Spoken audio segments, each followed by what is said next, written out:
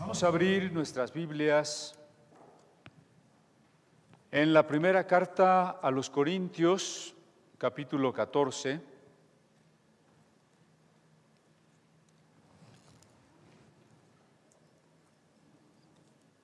Para continuar hablando de los dones del Espíritu, hemos estado hablando de las lenguas y de la interpretación de lenguas, los últimos dones enlistados en esta carta en su capítulo 12. Estamos en el 14 y la reunión anterior leímos las reglas para la utilización del don de lenguas en la reunión de los santos. Así leímos en el verso 27 del capítulo 14. Si se habla en lenguas, que hablen dos o cuando mucho tres, cada uno por turno y que alguien interprete. Si no hay intérprete, que guarden silencio en la iglesia y cada uno hable para sí mismo y para Dios. Y hemos insistido que la palabra lenguas en el griego no se distingue en nada de las lenguas cualesquiera.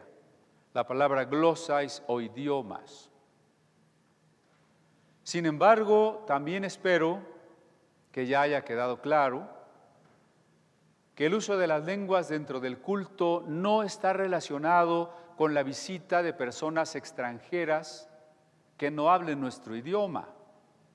No está relacionado con eso.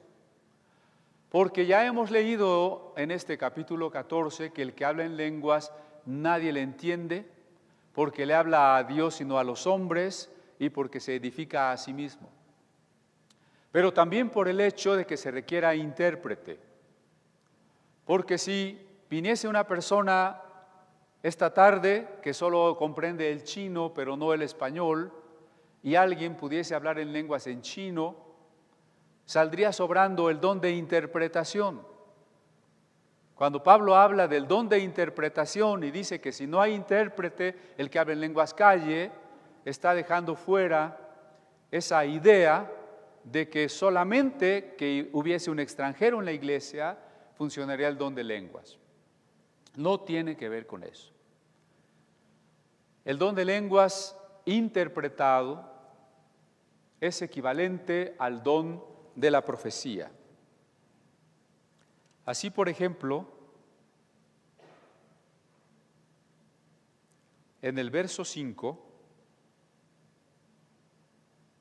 1 Corintios 14, 5, yo quisiera que todos ustedes hablaran en lenguas.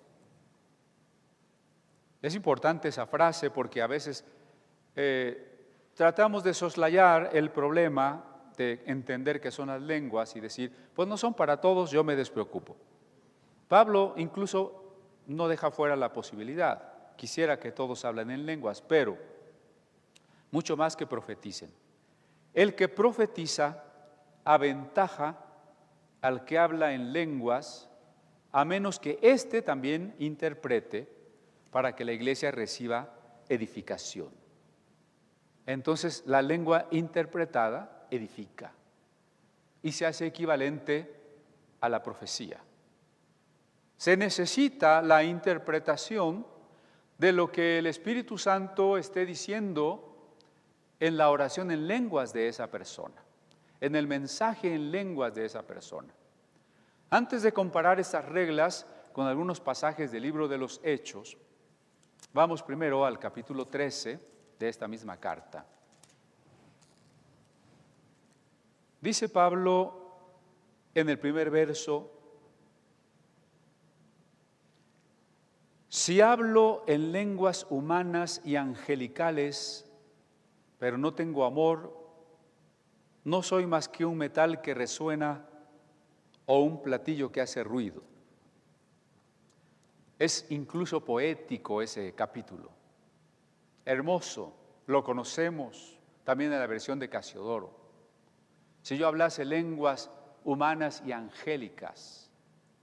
Y no tengo amor, vengo a ser como metal que resuena o címbalo que retiñe. Porque seguramente en la situación de abuso de los dones que había en Corinto, había personas que estaban orgullosas de contar con algún don. Es que yo hablo en lenguas. Y con eso se conformaban. Pero Pablo dice, no, mira, si hablas en lenguas, pero no amas, ese es un sonido sin significado, sin contenido. Porque el platillo, el címbalo es el platillo. El platillo ni sabe que está sonando, ni tampoco tiene un contenido, cuando mucho produce un efecto para que la música realce o apoye lo que quiere decir.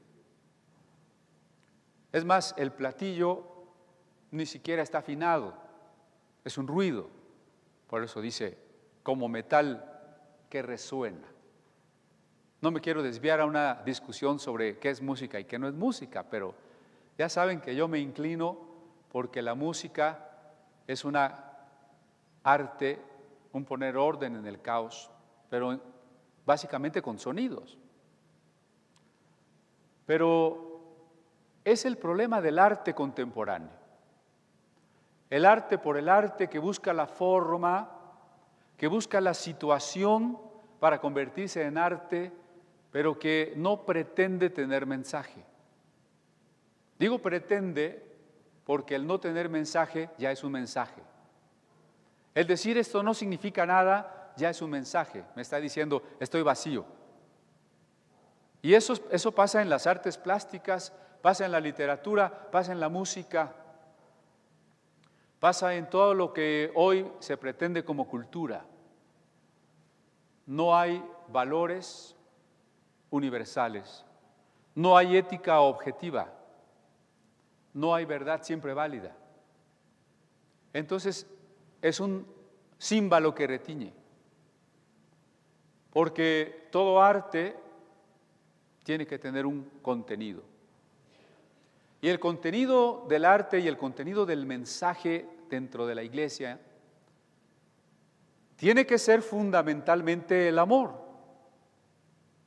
Esto es algo que nuestra civilización ha olvidado o descuidado. El amor tiene que ser el fundamento ontológico de todas las cosas.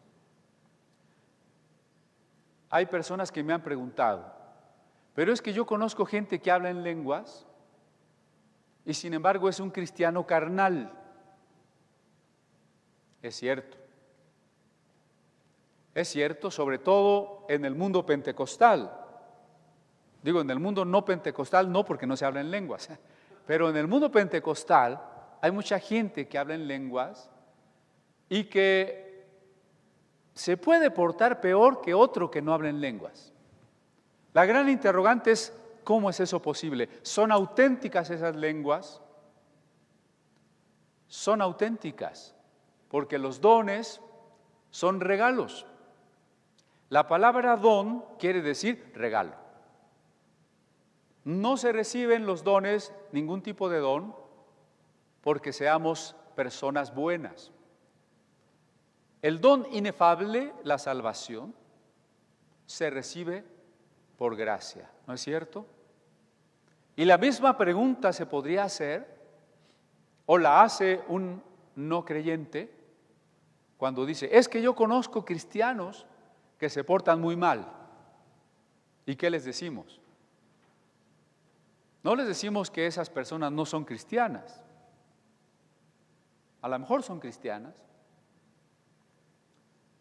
pero tampoco tienen razón cuando suponen que los cristianos que se portan mal son la prueba de que el cristianismo es mentira.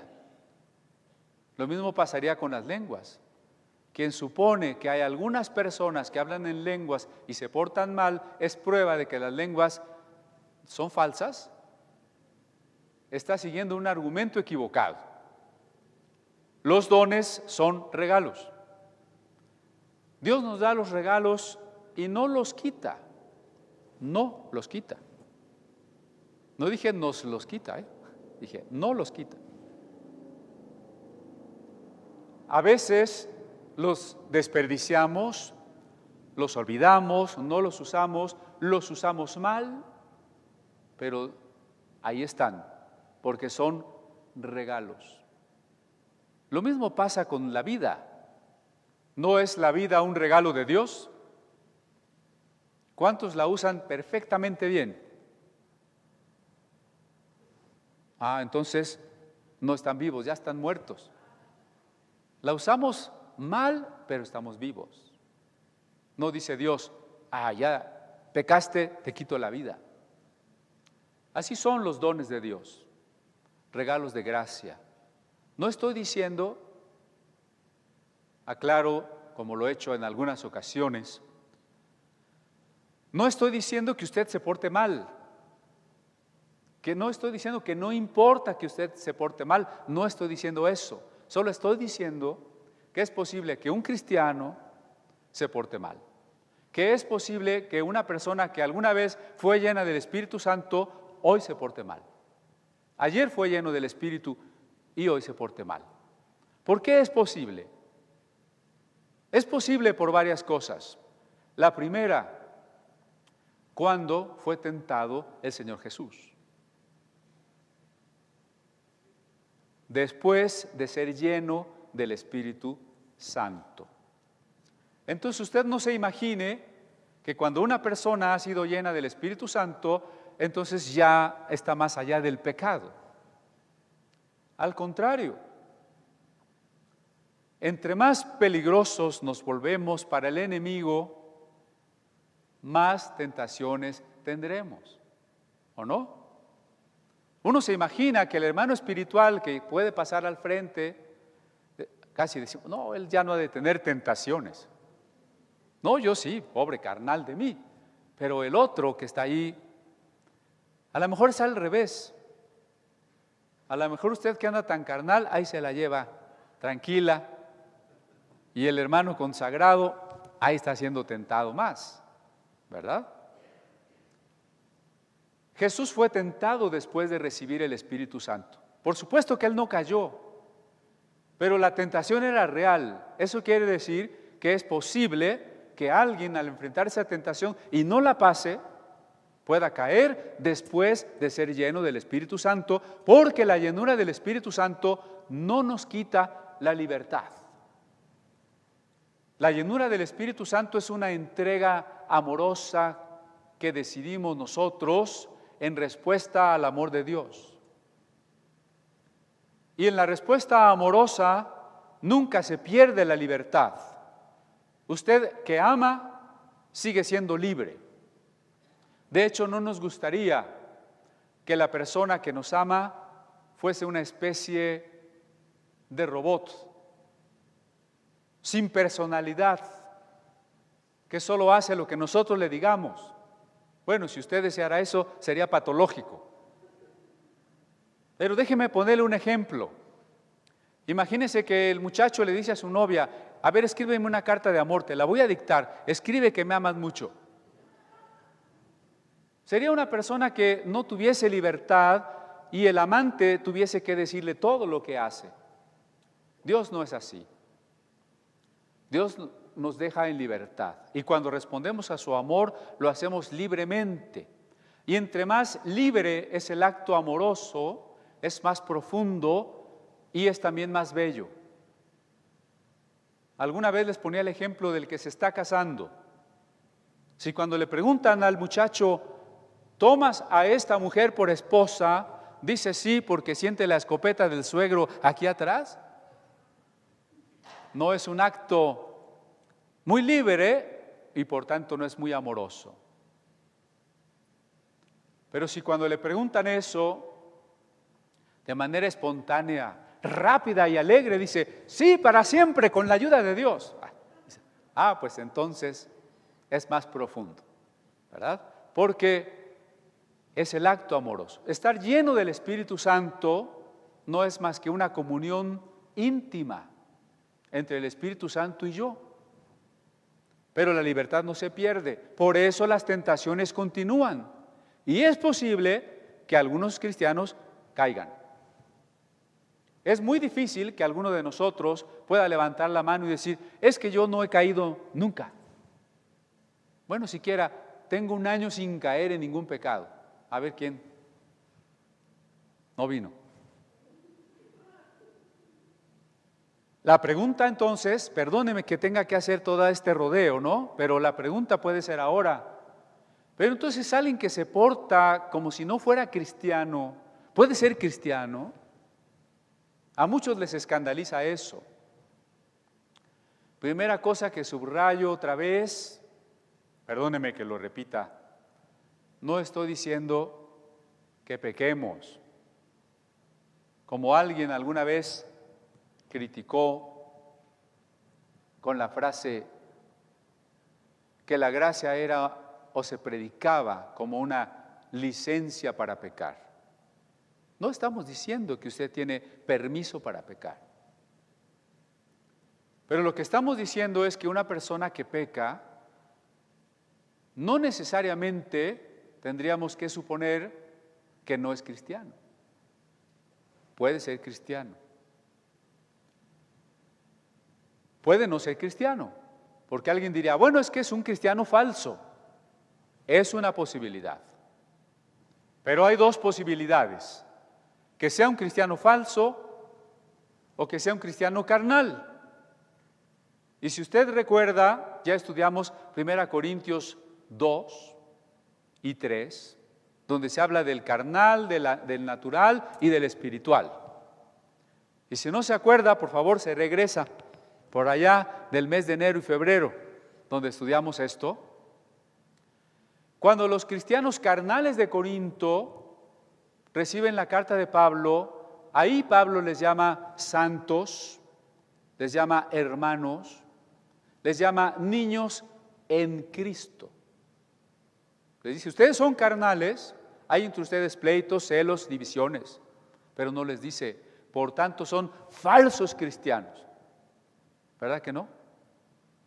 Por lo tanto, ustedes han perdido su salvación. Así les dice Pablo. Les dice, ustedes son niños en. Ponga atención en la preposición, en Cristo. Están en Cristo, pero son carnales. La prueba de que no podemos saber quién es un cristiano falso y quién es un cristiano carnal, se parecen mucho, se parecen mucho. No podemos saber cuál es cuál. La prueba, decía, está en una parábola. Un hombre por la noche sembró cizaña en el campo de trigo del Señor. Después los siervos le preguntaron, Señor, ¿quieres que arranquemos la cizaña? El Señor dijo, no. No porque el riesgo, el peligro es que puedan arrancar también el trigo, cizaña y trigo. Porque cuando empiezan a crecer, se parecen las malas hierbas y las hierbas buenas, se parecen. Entonces dice el Señor, en el día de la siega, cuando se corte el trigo, se hará la separación. Hoy no podemos hacer esa separación, precisamente porque nosotros no podemos ver el corazón de las personas. Y yo no sé si cierto hermano carnal es hermano o no es hermano. A lo mejor si pudiéramos saber que no lo es y que no quiere serlo, lo dejaríamos afuera, ¿no?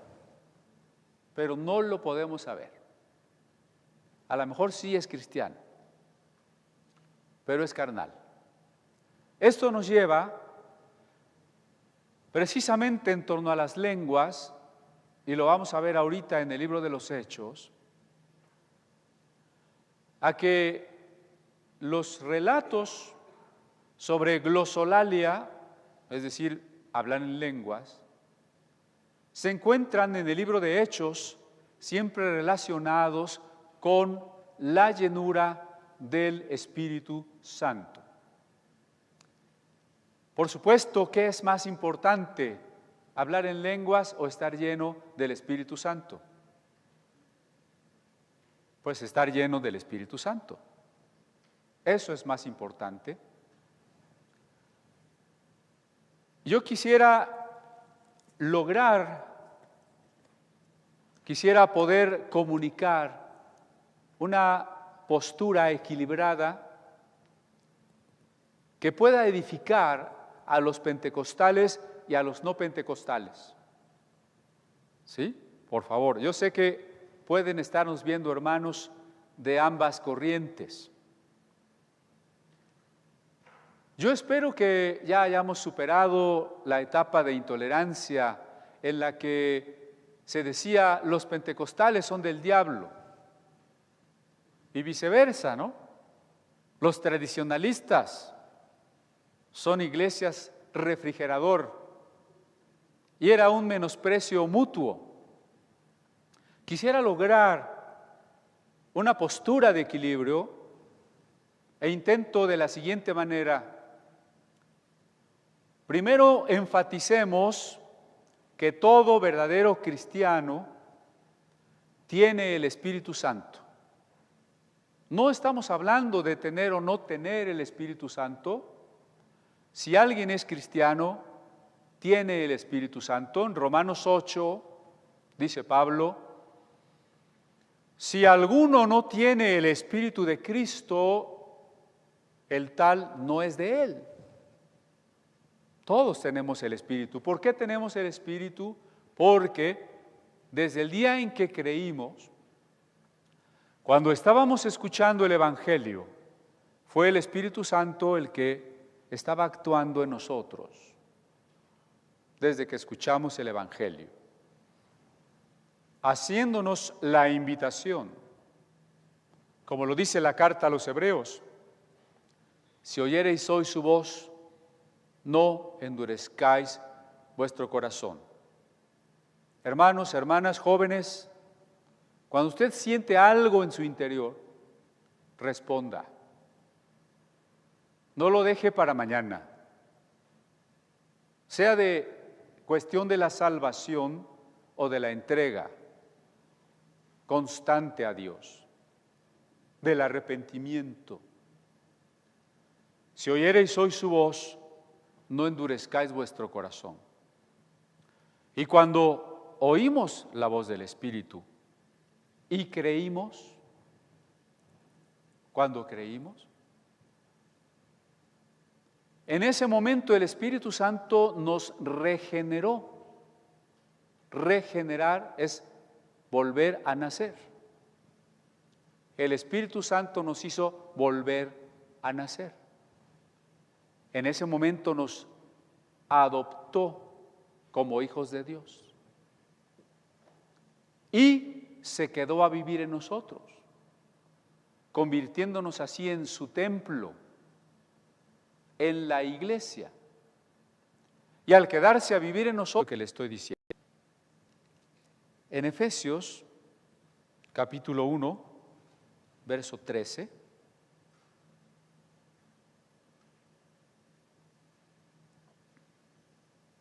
en Él, se refiere a Cristo, también ustedes, cuando oyeron el mensaje de la verdad, vean que son los pasos que les acabo de decir. Cuando oyeron el mensaje de la verdad que les trajo la salvación y lo creyeron, ¿verdad que les acabo de decir que cuando oímos el Espíritu estaba actuando? Nos invitó y entonces nosotros creímos. Fueron marcados con el sello del Espíritu Santo prometido. Desde el día en que creímos, Él es el sello que está en nosotros. Este garantiza nuestra herencia hasta que llegue la redención final. Esa es la resurrección. Entonces todo cristiano tiene el Espíritu Santo. porque es el Espíritu Santo el que lo ayudó a creer, el que lo hizo nacer de nuevo y el que lo ha hecho un templo de Dios. Entonces, primero tenemos que tener cuidado entre distinguir, tener el Espíritu de acuerdo con lo que acabo. Sean llenos del Espíritu. ¿Qué les ordena Pablo? Sean llenos del Espíritu. ¿Sí? Insisto en esas dos posturas antagónicas, porque a veces el pentecostal dice, si no has tenido las manifestaciones carismáticas, no tienes el Espíritu, le dice al otro hermano. Y el otro hermano dice, yo tengo el Espíritu desde que creí, así que no necesito que me vengas a decir que debo ser lleno. Los dos están equivocados. Todo cristiano tiene el Espíritu Santo, pero no todo cristiano está lleno del Espíritu Santo. Insisto, Pablo reconoce, ustedes fueron sellados con el Espíritu. Y luego, ¿qué les ordena? Sean llenos. ¿Es posible ser un cristiano y no estar lleno? Desgraciadamente es tan posible que la realidad contundente es que el 90% de los cristianos son carnales. No me venga usted a decir, por favor, que puesto que todos los cristianos tienen el Espíritu Santo, todos los cristianos viven llenos del Espíritu Santo, porque eso no se ve por ninguna parte. ¿No es cierto? Lo cual nos remite a Corintios. Hay cristianos espirituales, pero hay cristianos carnales. Entonces, ¿cuál es la postura que debe unir estas dos corrientes antagónicas? Primero, el reconocimiento de que todo creyente tiene el Espíritu Santo. Pero segundo, que igualmente es necesario que todo creyente llegue a estar lleno del Espíritu Santo.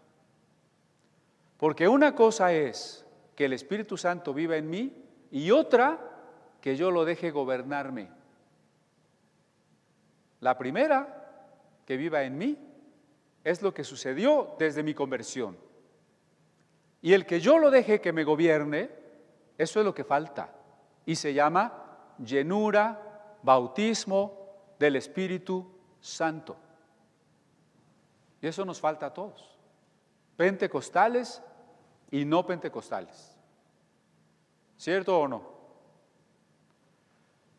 Ser lleno, solo quiero insistir en ello, es entrar en una total rendición de nuestra voluntad a su voluntad. Ya hemos explicado que el Espíritu Santo no es un fluido, porque hay quien se imagina, voy a pedir la llenura, si oro media hora, me voy a llenar como por aquí, y si oro más tiempo, ya más para acá, y así, gluc, gluc, gluc, gluc, hasta que ya esté lleno. No, el Espíritu Santo no es cosa, no es líquido, es persona. A ver, yo no le puedo preguntar a usted, oiga, y allá en su casa usted tiene media esposa o un cuarto de esposa. No, tiene una esposa completa, ¿no? La diferencia es cómo está la comunión. Así con el Espíritu Santo, Él está en nosotros. Pero ¿cómo está la comunión? Cuando la comunión es una entrega amorosa, porque el amor es entrega, podemos decir que estamos llenos de Él. Como el joven que todo el tiempo piensa en la amada, que todo el tiempo le escribe, le habla, le quiere regalar cosas, está lleno de ella. El creyente rendido está lleno del Espíritu. Eso es lo que necesitamos nosotros.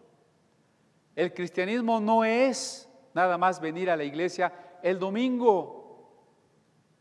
¿O qué cree usted? No consiste en eso. En ser más o menos buena persona. En medio conocer la Biblia. En no irme a una secta, sino estar en la iglesia correcta. ¿Eso es cristianismo? No. Cristianismo es esta vida de comunión que abarca mi vida al 100%. El que está enamorado, ¿cuándo está enamorado?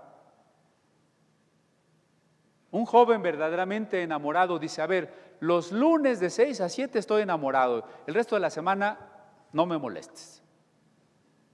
¿Así dice? ¿O es algo que no se puede quitar de la cabeza? Cuando come, ¿está enamorado? Más bien no come de tan enamorado que está, ¿no?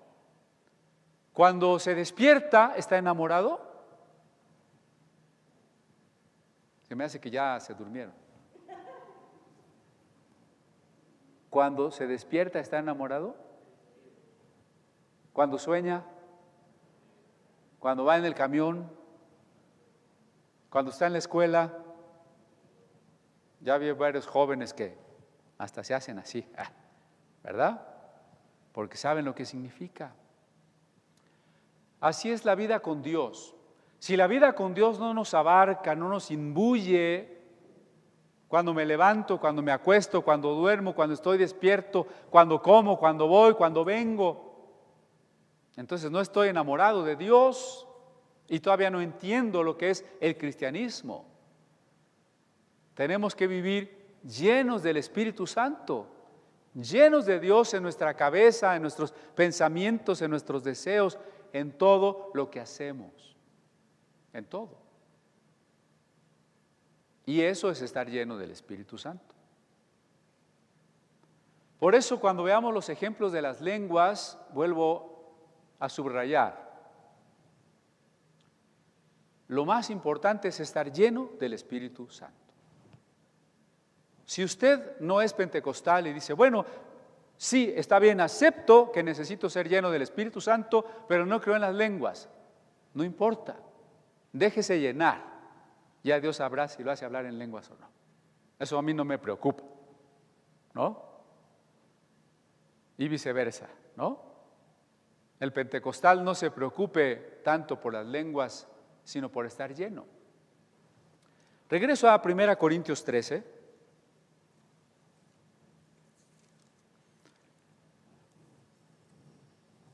Si yo hablase lenguas humanas y angélicas, esa es una hipérbole.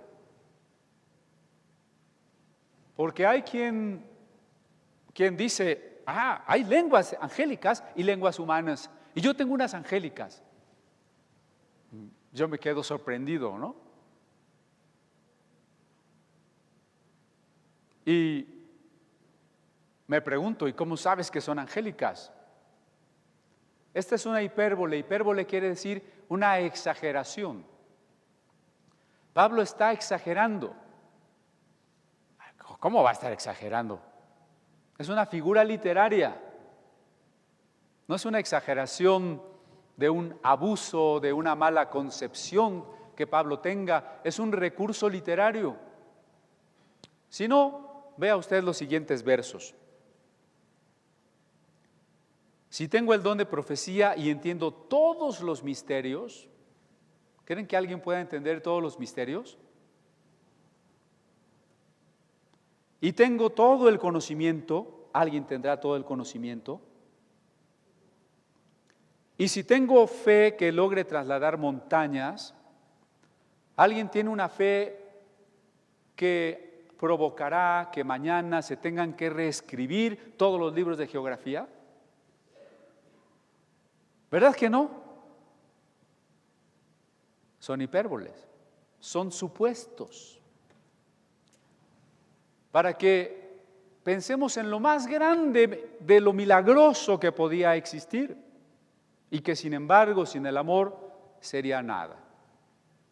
En realidad, no hay ningún otro pasaje que nos haga pensar en lenguas angélicas, siempre en lenguas humanas, como en Hechos capítulo 2. Porque además, pensar en lenguas angélicas resultaría absurdo. El hablar es básicamente un fenómeno físico, ¿no? Hay un trabajo neuronal, hay una fonación con un aparato fonador, hay un aire que se lleva las ondas del sonido, hay un oído físico que tiene por ahí un laberinto y un martillito y un yunque y demás para que yo pueda recibir el sonido. Entonces los ángeles no hablan, como tales no hablan, porque ellos son espíritus. Pero además los distintos idiomas de la humanidad, como lo comentamos cuando hablamos de la Torre de Babel, son fruto de la falta de comunicación que hay entre nosotros. ¿Tendrán los ángeles falta de comunicación? ¿Será que hay ángeles de China y ángeles de Estados Unidos? ¿Verdad que no? ¿Será que unos ángeles hablan un idioma y otros otro idioma? En el mundo del espíritu no se necesita literalmente el idioma. Cuando Dios conoce nuestros pensamientos, cuando Dios escucha nuestra oración, ¿es porque Dios habla español?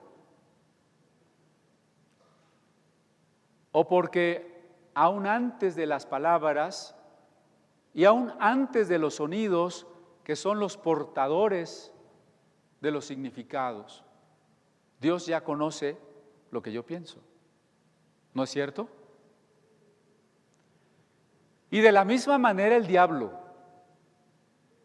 aunque el diablo no es omnisciente, puedo asegurarles que el diablo debe ser un buen psicólogo, que conoce cómo es el hombre. Si ustedes quieren, simplemente por viejo, como dice el dicho, ¿no? Porque ha conocido miles de generaciones de hombres. Y cuando nos tienta, no necesita hacerlo propiamente en un idioma, sino en una cierta actitud, en una cierta tendencia. Porque ha habido incluso el error, he escuchado a quien afirma, es que Dios nos da las lenguas para que el diablo no pueda entender nuestra oración. Eso equivaldría a que si a mí Dios me da el hablar en lenguas, por ejemplo, y me toca en chino, entonces el diablo no entiende chino, entonces los chinos no son tentados, ¿o qué? Eso no tiene nada que ver. Hermano, no hay lenguas angélicas. Eso es una hipérbole en este caso. Como no hay, y ya lo hemos explicado en otras ocasiones, ni arpas celestiales, ni libros celestiales, ni plumas celestiales, ni caballos celestiales, porque ayer a alguien se le ocurrió poner en la internet una fotografía de unas nubes que según parecen un caballo y dicen, terror en México, se vieron los 4 jinetes del Apocalipsis. Y lo publica un pastor de por allá de donde nos saludaron unos hermanos. Y hermanos, los 4 jinetes del Apocalipsis cabalgan sobre la humanidad hace 2000 años. Espántese desde antes, no de unas nubes. Entonces, no hay lenguas celestiales, no hay lenguas angélicas, hay lenguas humanas, nada más. Esas lenguas son importantes como don, pero no se comparan con el amor. Por eso hemos leído, si hablasen lenguas humanas y angélicas, si no tengo amor, nada soy. Y después, en el mismo capítulo 13, Dice en un verso que ya comentamos, el amor jamás se extingue, el verso 8, mientras que el don de profecía cesará, el de lengua será silenciado y el de conocimiento desaparecerá. Ya no vamos a necesitar el don de lenguas, porque si el don de lenguas es una manera en que mi espíritu ora, ¿se acuerda que de eso ya hablamos? Cuando yo ya esté en la presencia de Dios en la resurrección, mi espíritu y aún mi cuerpo estarán en tal libertad, en tal comunión, que no necesitaré un don como el don de lenguas.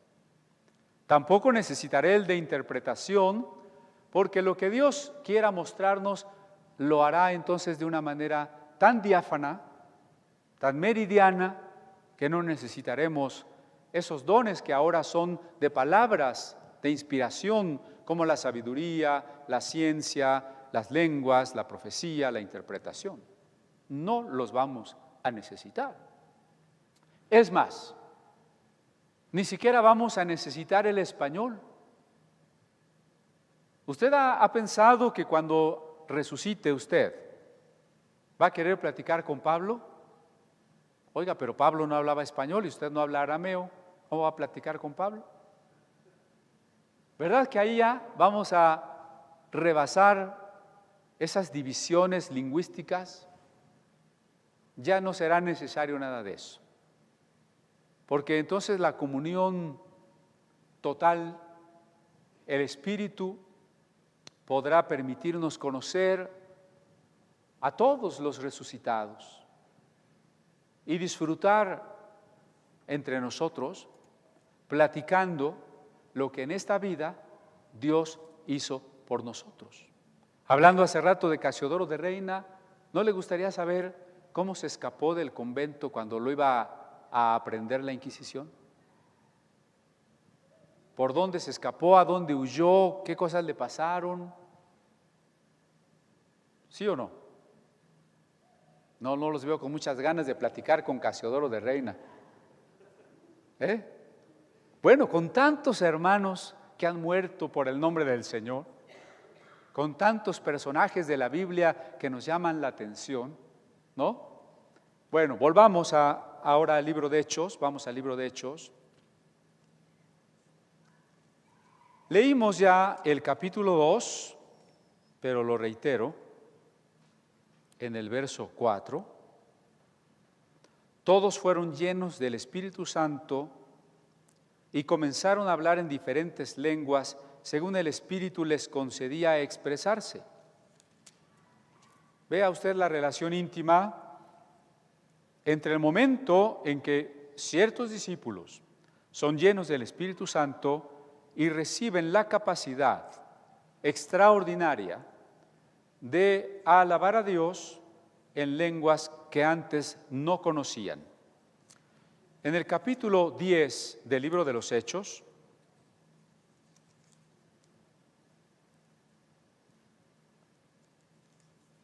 se nos narra que Pedro está predicando en la casa de Cornelio y su familia, personas no judías, gentiles. Por primera vez, un grupo de personas no judías va a escuchar el Evangelio. Entonces, en el versículo 44 dice: mientras Pedro estaba todavía hablando, el Espíritu Santo descendió sobre todos los que escuchaban el mensaje.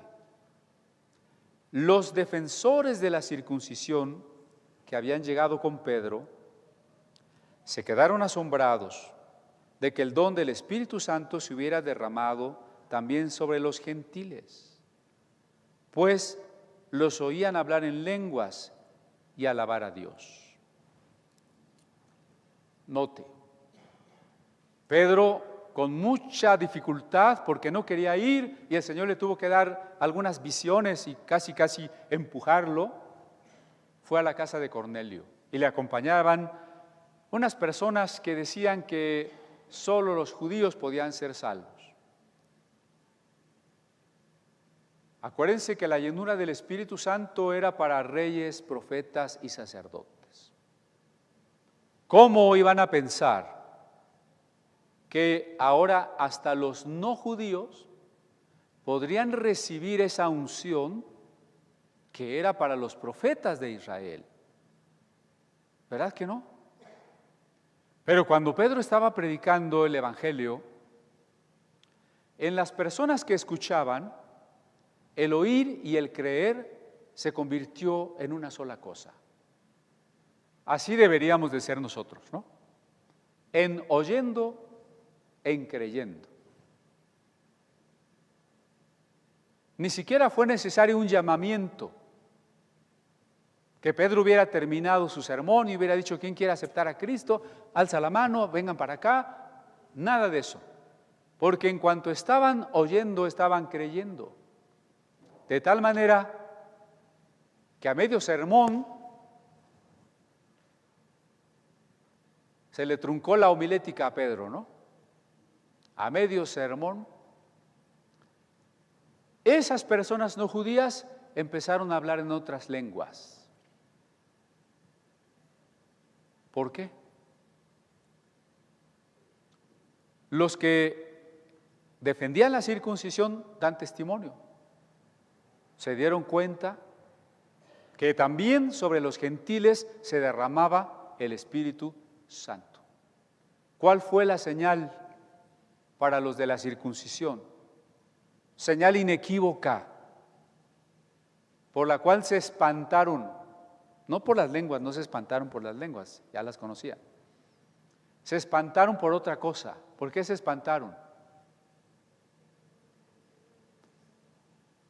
De ver que Dios también quería darle el Espíritu Santo a los no judíos. Eso para ellos era tremendo, demoledor. ¿Cómo supieron Pedro y los judíos que le acompañaban? ¿Cómo estuvieron ciertos de que los gentiles estaban recibiendo, como el día del Pentecostés, la llenura, la conversión y simultáneamente la llenura del Espíritu Santo? ¿Cómo lo supieron? Porque los oían que hablaban en lenguas. Por eso le digo que en los relatos de Hechos vienen unidos los dos conceptos. En Hechos 8 no se mencionan específicamente las lenguas, pero sí se menciona que Felipe predicó y bautizó a la gente, pero que fue hasta que Pedro y Juan vinieron e impusieron las manos sobre las personas que ellas fueron llenas del Espíritu Santo. Hechos 19.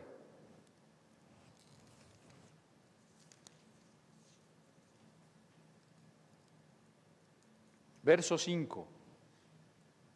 Al oír esto fueron bautizados en el nombre del Señor Jesús. Pablo llega a la ciudad de Éfeso y se encuentra a unos discípulos de Juan el Bautista. Luego les predica que el Mesías que Juan anunciaba ya había llegado. Cuando esos discípulos seguidores de Juan deciden hacerse discípulos, ya no de Juan solo, sino ahora de Jesús, Pablo los bautiza en agua. Ahí hubiéramos dejado el relato, ¿no? Bueno, ya se convirtieron, ya se bautizaron, tan tan. Pero la cosa no se acaba allí. Sigue diciendo: cuando Pablo les impuso las manos, el Espíritu Santo vino sobre ellos y empezaron a hablar en lenguas y a profetizar. Es algo posterior a la salvación. La salvación no se da por imposición de manos. Eso es algo que Dios me da de manera directa, ¿no? Y que yo simbolizo en el bautismo en agua. ¿Por qué fue necesario? Pregúntese usted. ¿Por qué fue necesario que después de creer, de escuchar creer, bautizarse, porque es necesario ahora imponer las manos para que esas personas, ahora discípulos, ahora creyentes, sean llenos del Espíritu Santo. Y luego hablaron en lenguas. Varias preguntas. El día que por la llenura del Espíritu hubo lenguas, ¿fue solamente el Pentecostés? No, porque ya les leí el otro caso, el de la casa de Cornelio, y ahora les acabo de leer el de Pablo en Éfeso. Hay quien dice, es que eso de las lenguas y el Pentecostés fue una vez en la historia. No, pues en Samaria 2, en casa de Cornelio 3, en Éfeso 4. Entonces no es una. Quiere decir que era una experiencia para los creyentes, normal. ¿Por qué solo lo relata 4 o 5 veces? 5 porque estoy pensando en Pablo cuando Ananías ora por él. Le impone las manos y le dice que seas lleno del Espíritu Santo. ¿Por qué esas veces lo escoge el redactor para ponerlo aquí en el texto? Porque son grupos muy específicos en los que tiene que quedar claro quiénes pertenecen a la iglesia: samaritanos, gentiles, seguidores de Juan en otro momento. Bien, entonces, hermanos, no solamente el día del Pentecostés hubo lenguas, era una experiencia frecuente y normal en la iglesia primitiva, lo cual corrobora la carta a los Corintios.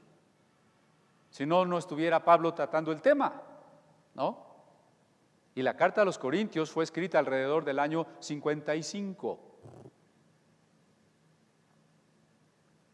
Por otro lado, otra pregunta podría ser, no quiero que se me olvide, por eso la voy a poner ahora mismo. Bueno, y cuando tú hablas en lenguas una vez, solo una vez en la vida y nunca vuelves a hablar, acuérdese que dijimos que es un regalo.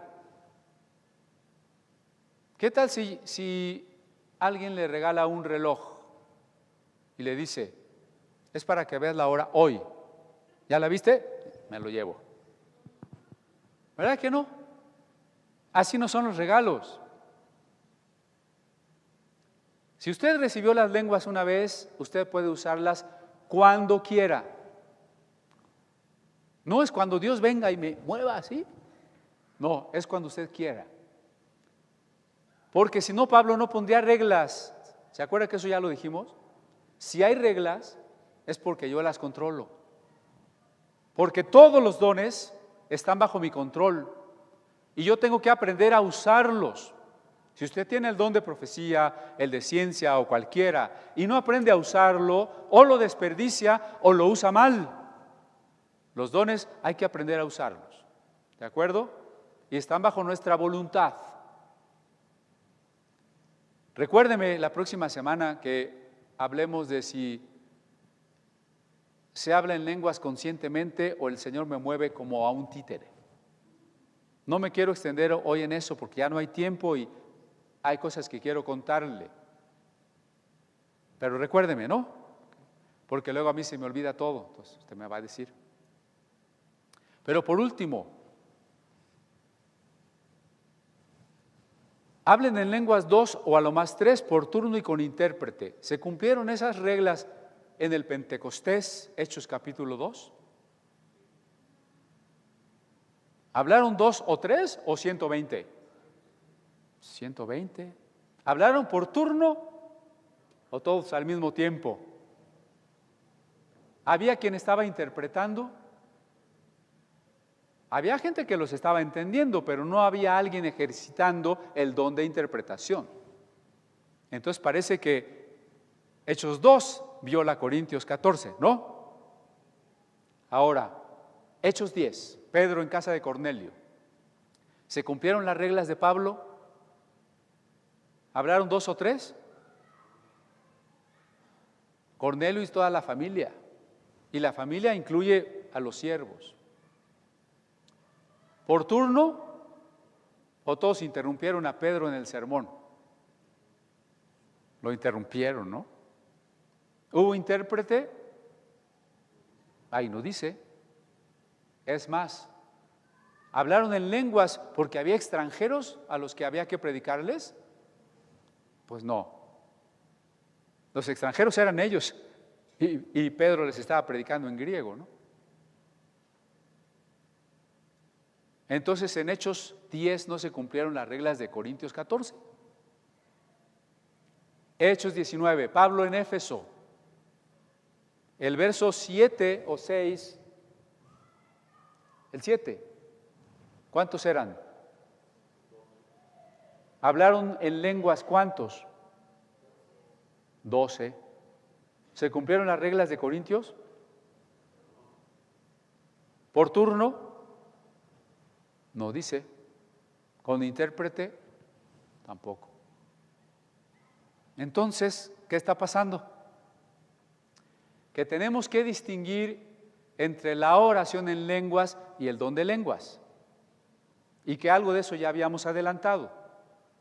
La oración en lenguas es para que mi espíritu ore y el don de lenguas es para que Dios traiga un mensaje a la iglesia.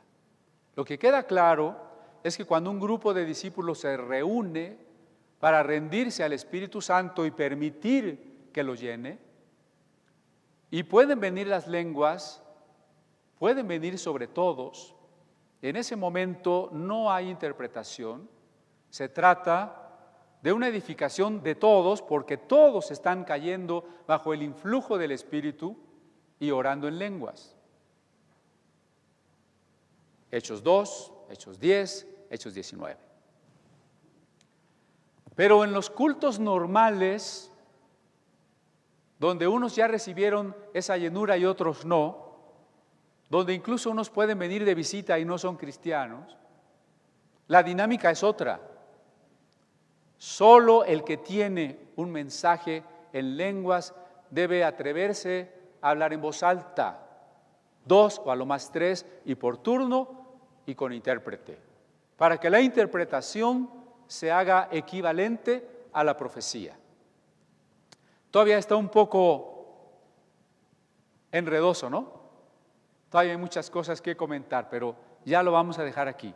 Pero una cosa yo quisiera que hoy se lleve y que no haya olvidado, porque si oyereis hoy su voz, no endurezcáis vuestro corazón.